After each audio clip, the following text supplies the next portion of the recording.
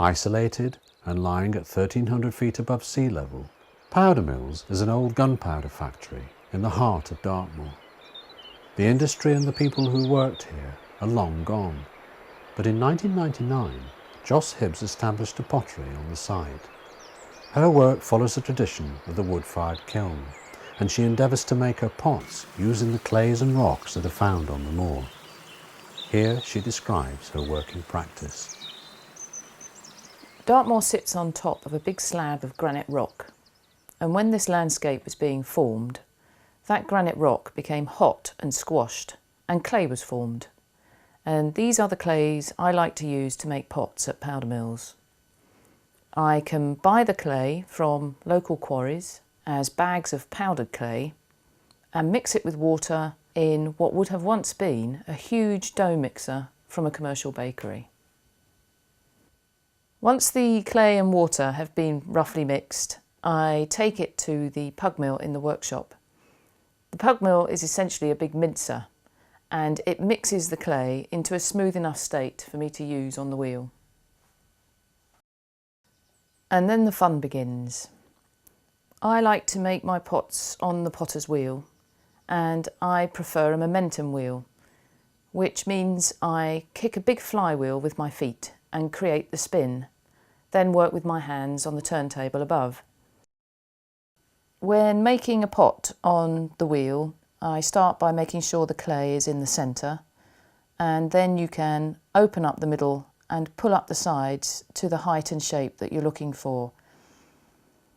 Because the momentum wheel is slow, you have a chance to feel the clay between your fingers, and you get to know your clay very well, and where you can push your luck and where you have reached a line on how wide you can throw your shape and how tall it will stand. I like to find pots that still have a bit of life left in the clay, and I haven't overworked it or over-fiddled with it until the life is deadened. I very rarely finish a bowl entirely on the potter's wheel. More often there are further stages that need to be done before you've completed your design, either carving the bottom of a bowl so that it will stand flat on a table, or adding a handle to a jug. And these are all done at a stage when the clay is no longer floppy, and potters call it leather hard. I don't paint or colour or glaze the outside of my pots. My aim is to let the fire in the kiln decorate the outside of the clay with embers and flame and ash. And to achieve that, I need the outside of the pots to be covered in a clay which is reactive to fire. So the last thing I do is dip them into a clay soup or a slip, and I choose a reactive clay that likes to play with fire in the kiln. I like to glaze the inside of pots, and I like to make those glazes from materials I can find around me. I'm very fortunate to have the Cherrybrook stream running just below the house, and one of my favourite glaze materials is the river gravel that collects there.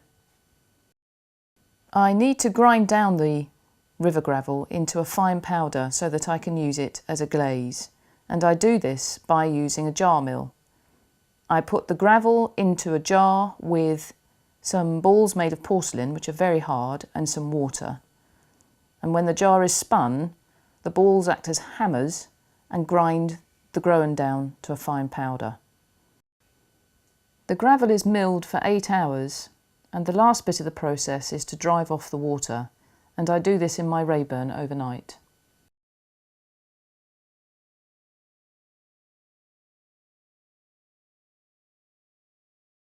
A glaze cannot be made only from river gravel. It has to be mixed with things to make it melt at the right temperature and to stick to the pot. To help it melt, I add wood ash, and to help it stick to the pot, I add clay. Finding the right recipe is one of those trial and error experiences. Your glaze ingredients are all mixed dry so that you can weigh them out accurately. But to get your glaze onto the pot, you mix it back into water and pour it in, slush it round until the inside of the pot is covered. Once the water evaporates again, there is a fine powder, which is a mixture that one day, we hope, will melt to glass in the kiln.